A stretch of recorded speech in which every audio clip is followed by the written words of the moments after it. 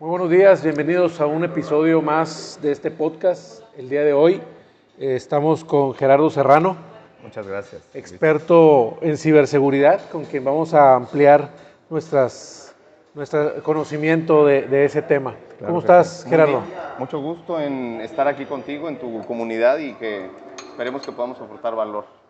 Claro que sí. Este tema de la ciberseguridad se ha vuelto muy importante, sobre todo en estas fechas o en esos tiempos, que la gente dejó la seguridad de la oficina por irse a trabajar a casa, ¿no? Y empezamos a poner en riesgo la información crítica de las empresas. Correcto. A eso agrégale que cada vez los hackers han evolucionado y tienen pues ya prácticamente compañías completas, ¿no? Que se dedican a hackear tanto la parte positiva como la parte negativa, ¿no? ¿Qué te parece si empezamos precisamente por el tema de los hackers, ¿no? Ok. Pues mira, esta profesión de hackers pues obviamente inicia con estudiar programación. O sea, generalmente las personas que se meten y se apasionan por estar buscando en cómo encontrar este escenario de entrar a las seguridades de los sistemas o de las redes de información, primero que nada inician con esta pasión por programar. Y esa comunicación con las computadoras, lo que sucede es que una vez que ya determinas, voy a hacer software para ciertos temas de aplicaciones y comercial y todo, hay otra brecha generacional que se encarga y le gusta el estar buscando el cómo acceder a estas barreras de seguridad que normalmente, pues todo inicia con un antivirus y luego ya hoy en día con la nube, pues se hace todo un ecosistema. Entonces los hackers realmente son personas que tienen una gran capacidad de programar. Hay dos niveles de programación, uno de alto nivel y otro de bajo nivel, que quiere decir que mientras más alto nivel sepas programar, pues vas a programar con un lenguaje humano más común. Y si es de bajo nivel, vas a llevarte con el lenguaje más de las computadoras, más unos y ceros. Correcto. Entonces, mientras más bajo nivel tenga el programador, más apasionado es de estar buscándole el cómo, que el password, y que esto, y que las redes, y este acceso. Entonces, el concepto de hacker no necesariamente es malo, simplemente sí es, como tú bien dices, el tema de, ok, vamos a violentar las redes, vamos a buscar información para robarla, o simple y sencillamente es el gusto de haber dicho, aquí está, hay una vulnerabilidad, y si es un hacker blanco va y la promueve y dice, oye, tienes una vulnerabilidad, vamos a hacer algo. Hace el reporte correspondiente, ¿no? Así Y es. para que se tomen las medidas necesarias. Así es. Fíjate que ahorita que hablabas de programación de alto nivel y de bajo nivel, yo creo que tenemos que aclarar, ¿no? Sí. Porque mucha gente, sobre todo los jóvenes que están buscando ahorita qué estudiar, es importante que no vayan a entender que bajo nivel es como que es muy fácil o que es muy sencillo. Sí. Yo creo que es al contrario, Es al ¿no? contrario, exacto. Como ya es un lenguaje más apegado a la máquina, a la computadora, a la electrónica incluso, Así es. se vuelve un poquito más complejo. Mucho más complejo. De hecho, en la carrera siempre vamos a ver primero los de alto nivel y en los de bajo nivel. Y cuando empiezan las materias de bajo nivel, llámese lenguaje C, C++, ensamblador, a diferencia de los de moda, que están Python, Java y que son de alto nivel, sí, en efecto. Bajo nivel no quiere decir bajo nivel de complejidad, al contrario. Es totalmente lo contrario. Empezamos a trabajar sobre sistemas numéricos que no son los que dominamos nosotros. Sí, El no son binario. los naturales para nosotros. Exactamente. El hexadecimal, donde como que en un número hay una letra, ¿no? Ese tema es importante, pero sí aclarar que la pasión por programar tienes que vivir los dos mundos. Y hoy en día, si quieres meterte al mundo de la seguridad, de la ciberseguridad, tienes que apostarle más a aprender y dominar el bajo nivel. Yo le he dado muchas vueltas a la parte de la ciberseguridad y caemos como en el dilema, ¿no? De decir, ¿sabes qué? Pues ¿para qué me conecto a la internet si voy a estar tan expuesto? Mejor me desconecto. Pero pues ya ahorita no se puede vivir desconectado. No, ya es como si ahorita pudiéramos decir, ¿sabes qué? No voy a salir a mi oficina en un freeway o en una carretera porque pues, me van a asaltar o voy a chocar. O sea, el mismo principio, hoy no podemos evitar estar digitalmente en las redes y en las carreteras de internet porque finalmente no tendríamos manera de producir la nueva realidad económica. Correcto. Ahora, en esa medida en que yo estoy conectado y me expongo, pues también existen diferentes niveles en la ciberseguridad. Sí. ¿Tú identificas cuáles son los niveles? Sí, hay niveles, bueno, generalmente están los ataques los ataques terroristas de ciberseguridad Ok. son estos elementos donde la información, como bien nos dicen muchos mentores y muchos coaches de negocios, es que hoy el universo central es la información. Correcto. Entonces hay gente que realmente su foco es, objetivo es ir a robarme esa información. Ese nivel es realmente un crimen cibernético en donde yo robo la información y yo hago un mal uso de esa información ya una vez que la extraigo. Ahí los niveles de complejidad no son tan rudos porque si no hay seguridad, si nadie se protege, yo nada más traigo un antivirus más o menos y la red no está protegida, los procesos no son tan complejos para poder hacerlo. Ahora, hay personas que pueden valorar mucho más una información de fotografías de su familia, de toda su vida, Sí, ¿no? que el último mes de facturación y viceversa, ¿no?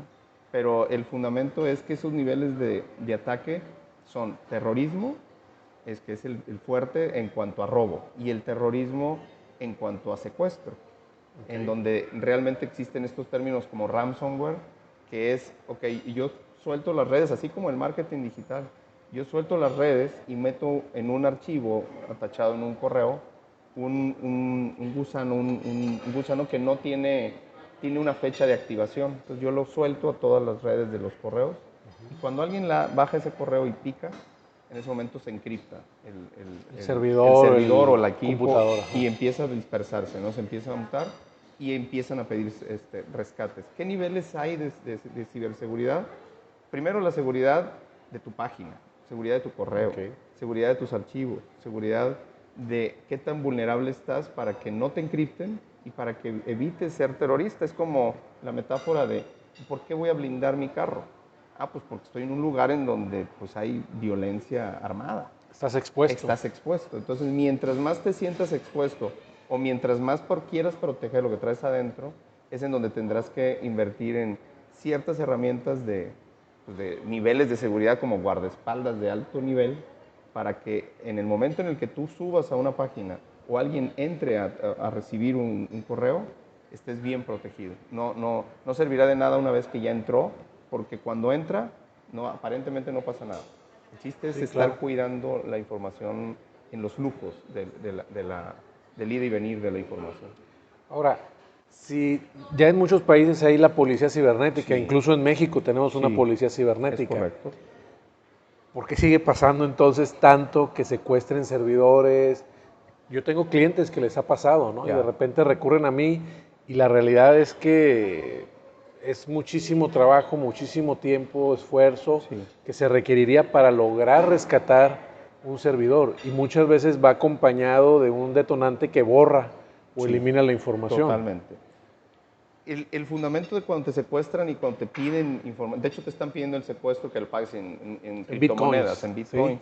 Entonces, el escenario de cómo rescatar esa información, primero que nada, una vez que te encriptan, es prácticamente imposible que el que hizo el programa de encriptación, alguien más pueda desencriptarlo.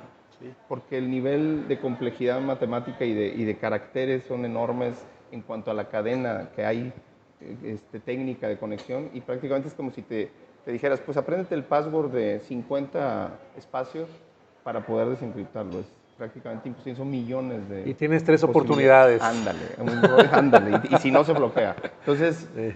realmente sí es una industria en donde por más que nosotros nos protejamos, y de hecho había un mito hace algunos años, tú lo recordarás, que las empresas de antivirus decían, pues ellos son los mismos que crean los Sí. virus, ¿no?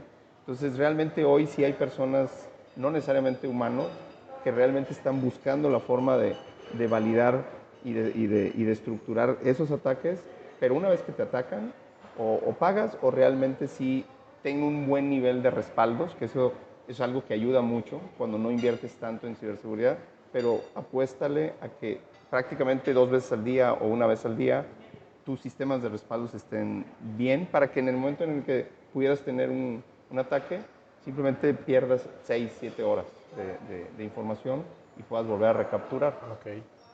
Es una muy buena recomendación. Yo estaba leyendo en un artículo que ha llegado a tal grado de sofisticación los secuestros de servidores Sí, que tienen sus call centers Que tienen sus protocolos de negociación, que tienen sus Sí. protocolos Sí. de todo eso, ¿no? Son muy atentos, incluso se comunican contigo de forma amigable. O sea, te dicen, oye, muy buenas tardes, te informo de manera muy transparente que acabo de vulnerar tu sistema. En caso de que quisieras desencriptarlo, pues pasa a Bitcoin con tanto, y a veces subestiman, pero ellos no quieren salir a cuadro con tanto dinero.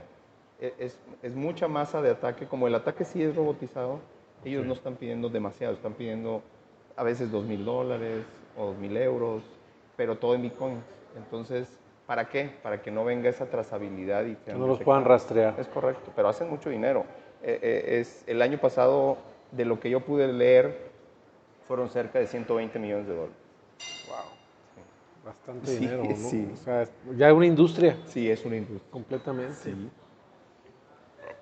Entonces, de acuerdo a lo que me decías ahorita, yo detecto 3 recomendaciones. Una sería los respaldos, hasta 2 veces diarias. Vitales, vitales. Veo la seguridad local en tu equipo de cómputo. Sí, Y luego necesitamos la seguridad perimetral. sí. Bueno, la seguridad del equipo de cómputo depende mucho de qué tipo de sistemas y de herramientas se usen. Porque a veces el sistema de cómputo con un antivirus, ahí no hay ninguna información relevante. Pero si tienes una cantidad de archivos de Excel o no has subido esos archivos a una nube protegida, a veces hoy empieza a tener menos relevancia esto de tener todo el almacenamiento en la nube, porque la nube es segura de alguna forma. Y hay unos, así como existe lo que era antes el USB o seguimos usando el USB, existen estos productos como OneDrive, Dropbox, pero hay productos ya muy enfocados a la ciberseguridad en donde tengamos información ya encriptada, en donde ya ni siquiera alguien que se sepa el password pueda acceder a esa Al información. archivo, ¿no? Y el equipo, ese es por un lado el equipo de cómputo con antivirus, y si hay un sistema dentro de ese equipo que es vulnerable y que hay mucha información, sí hay que protegerlo con sistemas anti-phishing, antivirus, actualizaciones permanentes del sistema operativo, llámese Mac, llámese Windows, porque uno de los grandes temas de los ataques es que cuando no actualizamos los sistemas operativos, nos da mucha flojera a veces decir, se va a actualizar Windows. Y decimos, no, apágala. Y luego. Bueno, esas acciones al final de cuentas son consecuencia de cómo una versión antigua de Windows pueda acceder a ese gusano, porque Microsoft y Mac están permanentemente invirtiendo en cómo encontrar sus propias vulnerabilidades. Ellos sí traen hackers blancos que están diciendo, hey, aquí hay una vulnerabilidad, y inmediatamente meten el parche, se le llama. Sí, y saquen la actualización, ¿no? De Windows. Ahora el problema es que tú lo pongas, ¿no? Exactamente. Yo entiendo que cada vez más nos forza estas empresas a actualizar y que a veces no nos dejan ya ni entrar al equipo. El perimetral, que es el famoso firewall, este tema de qué sale y qué entra de la información, es una protección súper importante porque hoy en día hay demasiados ataques a los dominios. Entonces hay herramientas muy poderosas donde si yo tengo un dominio.com, lo que sea, yo puedo poner, veme a identificar al mundo cómo está mi dominio en términos de vulnerabilidad. Y entonces hay robots buenos que se encargan de estar como simulando ataques y nos dan reportes perfectos de decir, tu nivel de vulnerabilidad es esto. Lo que antes hacía un auditor de tecnología, hoy día te lo hacen herramientas blancas. Fíjate. Ahorita que tocaste el tema de los robots, es algo ahí donde ahora sí que me voy a declarar neófito, porque es algo que ni siquiera lo he investigado completamente. Okay. ¿En qué se hacen los robots? ¿Cómo programas un robot? Ok. Realmente el mito de la palabra robot, pues todo el mundo se imagina en las películas el robot que está ya con brazos y caminando. Un Terminator. Exactamente. La realidad es que estos famosos robots o lo que llaman bots, realmente es software. ¿Es software? Es software programado en lenguajes más o menos entre mediano y bajo nivel. Como en un tipo C más o menos, ¿no? En donde realmente, y hay unos lenguajes muy buenos orientados a robotización como R, Python, Ruby, y que al final del día lo que hacen es programar ejecuciones simuladas de lo que es un ser humano. Hay dos inteligencias artificiales robotizadas. La parte que te analiza mucha data y sabe qué hacer con esa data, pero tiene que ser muchísima data. y que te predice qué hacer. Te dice, yo haría esto, pero tuviste que tener un nivel de entrenamiento enorme. Entonces, el robot no es que sea un gran código, sí es matemático, sí hay que tener mucha algoritmos. matemática, sí, algoritmos complejos de regresión, todo lo que decimos los ingenieros, ¿para qué estudiamos cálculo y para qué estudiamos esto y para qué? Ah, bueno, ahí está, Ahí sí es es donde tal lo vas para a qué. ver. Ah, ok. Y el contexto de la inteligencia artificial con la data es hacer matemática con la data para predecir. Y por otro lado está el que emite o emula el humano, la vista, el oído, los sentidos, la voz. Que es un Que tipo androide, es ¿no? un tipo androide, que es el tema en donde imito al ser humano en sus sentidos.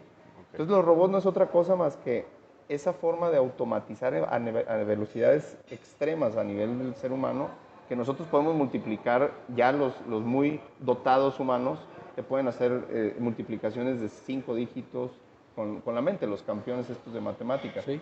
Bueno, las computadoras lo hacen 300, 400 millones de veces más rápido. Sí, Entonces, no más. nada más. Entonces el tema es que el robot no es otra cosa más que eso, emitir esa velocidad. Entonces, precisamente esa nueva generación donde ahora los bots hacen el trabajo, Sí.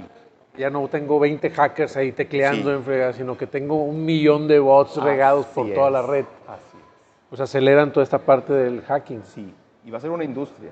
Y así como hay una industria blanca, va a haber una industria negra. O sea, los robots van a estar usados para estar soltando ruido y soltando ataques. Y por otro lado va a haber la brecha. Porque al final el bot lo que hace es que identifica la vulnerabilidad, te la reporta, Exacto. lo que tú hagas con eso ya es tu rollo, ¿no? Pero cuando entra la inteligencia artificial, ese reporte lo lee el robot ya tuyo y dice, no, pues hay que proteger y blindar ese sitio. Y automáticamente ya no puedes entrar a esa página, por ejemplo.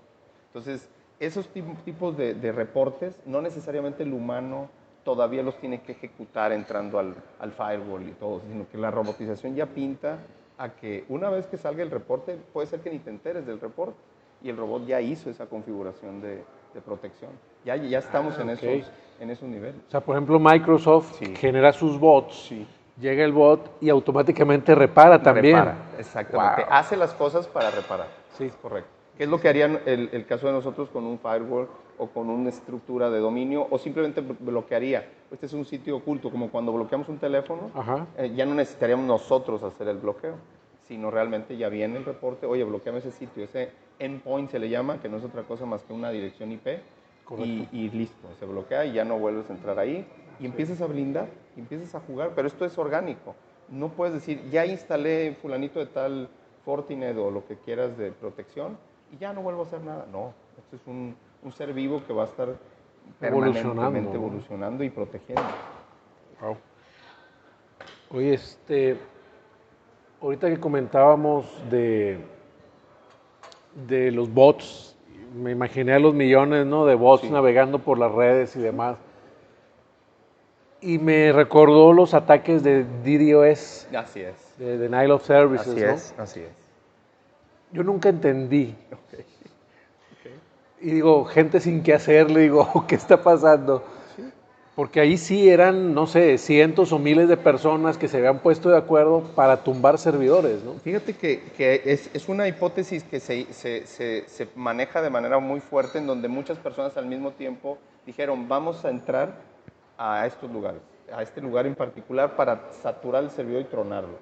Pero al final del día, la sincronía que deberían tener estas personas debería ser, o sea, con microscopio. Lo que sucede realmente es que se simula que son humanos. ¿Por qué? Porque las direcciones IP están regadas por todos lados. Y existe un concepto técnico que se llama VPN, que significa una red privada virtual, que al final del día lo único que hace es simular que estoy en otro lugar del mundo. Pero es el mismo programa, el mismo software, solo que está aparentemente ubicado en diferentes lugares. Incluso, fíjate, ahorita que comentaste eso, recuerdo también que se llegaron a desarrollar programas, incluso virus, que al momento que tú tenías en tu equipo de cómputo ese virus, ahí estaba dormido. Pero ahora yo como hacker lo ocupaba, los activo y tengo 20,000 equipos, ¿no? Y ahora le coordino el ataque. Correctísimo. Entonces, ese ataque se sincroniza, es como una bomba de las películas que tienen su cronómetro. Entonces entra el bicho ahí y realmente está esperando y pum, y en ese momento cae y sí, se simulan que las computadoras o el humano es el que ataca, pero realmente no, es un bot que está montado en un equipo de cómputo en todas las partes del mundo y atacan a un servidor central hasta que lo tumban con un ataque de DNS, que es ya no aguanto tanto petición, Así entonces es. no hay capacidad de cómputo como para, y es pum, y colapsa. Sí, ni procesador, Todo, memoria, ancho colapsa de todo, banda. colapsa todo. No hay son millones de peticiones, es como si quisiéramos entrar 400 millones de veces al sitio de nuestra empresa. ¿Qué servidor aguanta eso? Al milisegundo, entonces es muy complicado. Sí, Definitivamente. Ahora, todo esto de la ciberseguridad, en varias revistas, en varios foros, dicen que es como que el negocio del futuro, uno de los trending topics de ahora del 2021. Y yo creo que ya tiene rato siéndolo, ¿no? sí.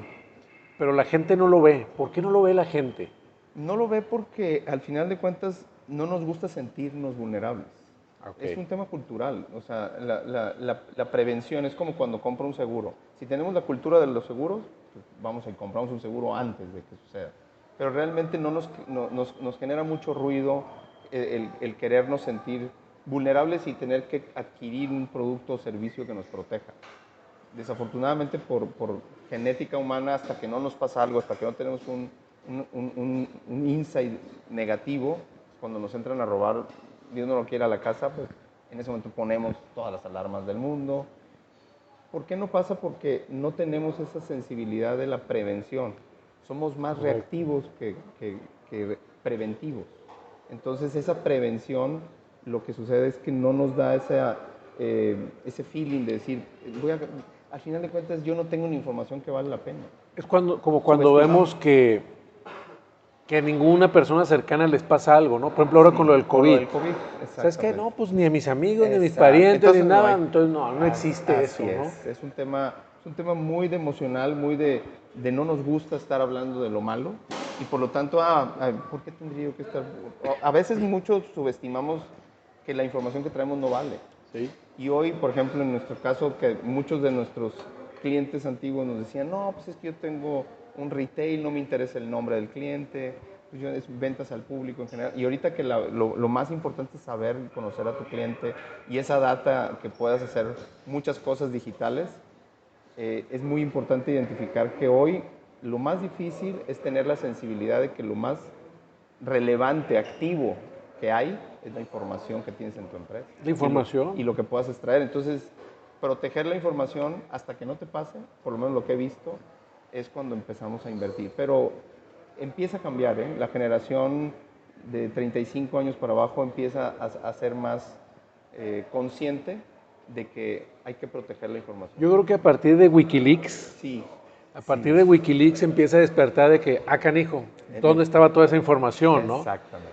Luego lo que pasa con Facebook, Sí, con lo de las aplicaciones esas de los rostros que se Sí, empiezan a robar también toda esa sí. información, y te empiezas a dar cuenta de la gravedad de todo lo que pueden hacer con tu información, ¿no? O sea, deja tú que te quieran vender algo, ya eso es lo de menos. Eso es lo de menos, exactamente. Lo que pueden lograr y que si cae en manos de una empresa que no es éticamente Se comporta elevada, éticamente. exacto, pues inmediatamente va a vulnerar toda tu estructura, te va a violentar, te puede secuestrar. Y es lo que platicamos hace algunos días. Realmente hoy la idea de que el mundo digital ya está aquí y se aceleró muchísimo por el tema COVID.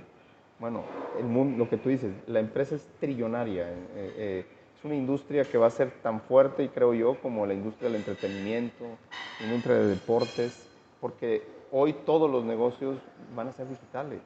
Entonces, si no metemos esas protecciones, pues no. Pero la industria de hacer el hacker bueno es una industria de muchísimo, muchísimo dinero. Es un gran negocio invertir en este tema de seguridad blanca. Fíjate que quiero recalcar esa parte del hacker blanco, porque yo creo que también la palabra, incluso hacker, ya está totalmente identificada con un delincuente, ¿no? Sí. O sea, no, es que ese es hacker y aguas, porque sí, casi es narco, ¿no? Sí, es correcto. Y la palabra hacker realmente es cuando ahorita muchos de los coaches usan la palabra, te voy a dar un hack. Ajá. Entonces, ¿qué es un hack? O sea, hack es una ruta directa para ver si haces un quiebre. O sea, Es un Realmente, truco, ¿no? exacto, es una mención que a ver si te mueve, a ver si te rompo o entro. Entonces, realmente el hacker no es una palabra negativa. Le hemos dado la connotación negativa por las películas, por todo lo que representa esta industria del entretenimiento que nos invade ¿no? de, Y luego de siempre andan con tecnología. capucha Y y muy todo el acá, rollo, ¿no? y sus Sí. audífonos, que también tiene mucho estereotipado el tema del programador. Sí. El programador que tenemos un perfil en donde pues, no nos gusta hablar, nos gusta estar así reservados, pero realmente el hacker blanco es una persona sumamente inteligente y que su pasión es dar soluciones para fines de, ok, hay vulnerabilidad, ataque. A diferencia de los programadores que les gusta hacer videojuegos, a los programadores que les gusta hacer apps, a los que les gusta hacer otras cosas. Oye, Gerardo, pues definitivamente este mercado del hacking es extremadamente amplio, ¿no? Y grande. Sí. Ahora, ¿cómo va a afectar la inteligencia artificial? Todas estas evoluciones, esta Alexa, esta Siri, Cortana, Ya. todas estas inteligencias artificiales que están surgiendo, porque siento yo que al final es como un intruso también a la vez, ¿no? O Ya. sea, es un ente inteligente que está conectado a una nube Sí. y que tengo dentro de mi casa, dentro de mi Sí. oficina y a veces lo tengo conectado con los aparatos. Y luego recuerdo las películas esas donde la inteligencia artificial se enamora Sí. de un miembro de la familia Sí. y se pone celoso de Sí. los demás y los empieza a tener cautivos en la casa, ¿no? Así es. Vamos a llegar a ese grado de cosas. El nivel de conciencia de la inteligencia artificial la veo todavía muy lejana, porque tomar conciencia y vivir este miedo de tener un intruso al que le podemos hablar y que nos trate de imitar esta emocionalidad de hablar con alguien en nuestro entorno, en nuestro contexto de voz, de audio, oye, ponme una canción, al final de cuentas estoy dando instrucciones. Al final de cuentas, en lugar de haber llegado a aplastarle un botón, realmente lo que está sucediendo es un comando de voz. Correcto. Y la respuesta de algo en cuanto a investigación es en lugar de un nuevo teclado. Realmente lo tenemos que ver así. Hoy en día es un teclado, un mouse sustituido por nuestra voz y nuestro audio. El contexto de tener ese miedo de en qué momento toman conciencia o qué nos están escuchando y qué no nos están escuchando, qué pueden hacer con lo que escuchan. Exacto. En efecto, sí, siempre va a existir ese mito de lo que hacen los monstruos como Google, Amazon, Facebook y Microsoft, IBM, lo que sea. Cualquiera que pueda tener ese mini sentido de decir, oye, vamos a ver qué están oyendo, creo que lo veo complejo porque el modelo se colapsa. Entonces yo creo que el contexto es eliminar esa data que al final de cuentas no sirve, pero el hecho de que alguien esté importándole, le gusta la música de, no sé, de Agustín Lara o de Mijares y que empiece a obtener información, seguramente si esa información es robada, sí, porque es como cuando alguien ya te toma fotos y te anda persiguiendo Exacto. y te empieza y te muestra un sobre y te dice, oye, ya te voy a pedir derecho de piso. Puede pasar, la realidad es que sí puede pasar, siempre y cuando, pero los grandes no creo que ellos sean los provocadores del modelo. Pero si esa vulnerabilidad en ese inter de transición en la nube, no estoy protegido, no estoy encriptando nada de eso, en efecto sí puede suceder si alguien roba. Lo interesante de esto es que nosotros compramos un internet y confiamos plenamente en que el modem que nos ponen en nuestra casa es un modem donde ya aparentemente ya no hay nada que hacer y tenemos un wifi y nos conectamos. Si nosotros le preguntáramos a un empleador de Google o un empleador de Microsoft cómo tiene su red wifi en su casa, invierte mucho dinero, invierte quizá más de $2,000 en proteger ese modem. Entonces, ¿por qué? Porque sabe lo que puede pasar. Sí, ¿no? Exacto. Es que la mayoría de la gente tiene el password por default del Sí, modem exacto. y no se dan cuenta que ese password fue puesto por un algoritmo, Sí. que agarraron X dato, X Sí. dato, X dato y órale, ahí está. Y en internet te encuentras miles de programas que te simulan ese algoritmo para Claro, hackear. hay una aplicación que en 10 segundos podemos identificar el password si no lo cambiaron de cualquier modem nuevo. O sea, pero el punto ni siquiera ya es el password. El password, sí, métele difícil y métele símbolos y nunca vayan a poner el 1, 2, 3, 4, el famoso 1, 2, 3, 4. Pero más allá de eso es ese blindaje que hay entre, ok, meten el router, el router de la empresa y le quitemos la antena, o sea, no, que no sea lo que disperse. Y en ese momento sí invertir en un router más profesional, con más control de seguridad, con más blindaje, con un tipo de protocolos donde, ok, el que vaya a entrar realmente no va a entrar y lo que vaya yo a recibir de una página de ver películas o de Netflix o de cualquier sitio donde yo entre en toda mi casa, sepa que va a haber un equipo, es un guardaespaldas más poderoso, más fuerte. Correcto. Porque esos modems que compramos son modems de $8, de $10. No, y vuelve a aplicar lo mismo que ya decíamos hace rato, Sí. ¿no? Hasta que no te pasa, Exactamente. vas a decir, y por aquí se metieron, debo Así es. reforzar esa parte. Exactamente. ¿Por qué? Porque creemos que el módem, lo único que nos molesta de ese módem es que no llega muy lejos. Yo lo que quiero es una antena y que llegue más lejos y extensores. Y es lo único que nos preocupa, el tener el acceso. Pero no estamos cuidando porque es invisible y volvemos a lo mismo. Oye, pues hasta que yo no vea, oye, pues si estoy viendo Instagram y estoy haciendo historias y estoy en mi casa y sí, o sea, Estás diciendo quiénes pues son tus amigos, estás diciendo dónde vas, estás diciendo qué ropa te gusta Tu utilizar, ubicación. tu ubicación, Exactamente. tu estilo de vida, tus horarios. Exactamente. Entonces, es muy importante que ese flujo de información que estás dentro de tu entorno de casa esté súper protegido. Y ahí es en donde hay que invertirle. Va a haber una cultura, va a haber, yo siento que esta generación joven va a empezar a tener esta cultura de proteger, pero generalmente es un commodity muy poco, no es muy valorada el estar protegidos dentro de casa. Yo con decir tengo señal de internet, yo ya me siento pleno en ese sentido. Y Sí. la realidad es, no, espérate, lo peor que podemos hacer hoy en día, y hoy sí es algo muy vulnerable, es entrar a un aeropuerto, a un hotspot, en donde nos muestran publicidad, y en ese momento empecemos, sí, nos conectemos, mira, un internet gratuito. Y, híjole, esa parte, esos routers y esos hotspots son levantadores de información tremendas. Ah, me pusiste más nervioso, mira. No, sí, es una realidad. Es que yo soy de los que sin internet me siento perdido, me Ya, siento extraviado, ¿no? ya. Ayer que andábamos ahí en la naturaleza, Sí, en el recorrido con los sí, demás masterminds, sí. hubo un momento que nos quedamos sin señal, Sí. varios lapsos, y yo así de que, híjole, ¿y ahora qué hago, no? Ya. Y esa parte también es muy importante porque el no tener información, al final de cuentas se acumula mucho de esta información en el teléfono y puede ser que como no entra y sale nada, también es data. O sea, también al final del día se convirtió en data que cuando regreso a la señal estuvo en algún lugar y el Sí, GPS... su último punto fue aquí, el nuevo es exacto. aquí, Entonces, algo pasó ahí en ese. y no es para generar temor, pues. realmente todo es data, hasta la no data es data. Entonces, el fundamento Sí. es que los celulares sí son dispositivos que tienen que ser bien protegidos. Fue el gran éxito que tuvo BlackBerry en su momento, donde todo se encriptaba, era el teléfono más seguro en cuanto a mensajería. Y todo este tipo de estructuras de saber o lo que pueden saber y la publicidad que sabemos, tenemos que proyectarla. Así como nos cautiva de que entramos tantito o dijimos algo o buscamos algo en Google y de repente en otras plataformas ya vemos publicidad de eso, es exactamente lo mismo que pasa con esa data que puede ser usada en nuestra contra, ¿no? Oye, Gerardo, pues para concluir aquí me quedo con una idea que la verdad no la había aterrizado como tal, pero ahorita la ciberseguridad es para todos. Todos. No es nada más cuestión de empresas, no es nada cuestión de trabajo, sino incluso la ciberseguridad personal, ¿no? Totalmente. A nivel celular, a nivel hogar. Total.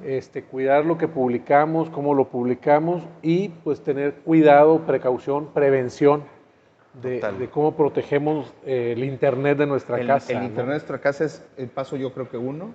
Obviamente el servidor, cuando tienes bases de datos, cuando todavía tienes un site en tu empresa, o si ya estás trabajando con empresas o con esos famosos espacios gratuitos de la nube, no, hay que invertir, aunque no sea gran cosa, pero sí hay que empezar a tener ese mindset de estar protegidos e invertir lo que haya que invertir. ¿Qué le dirías a los jóvenes que andan buscando qué estudiar y a qué dedicarse? Mándales un mensaje. Mira, yo les podría sugerir que de entrada, hoy el mundo tiene dos brechas.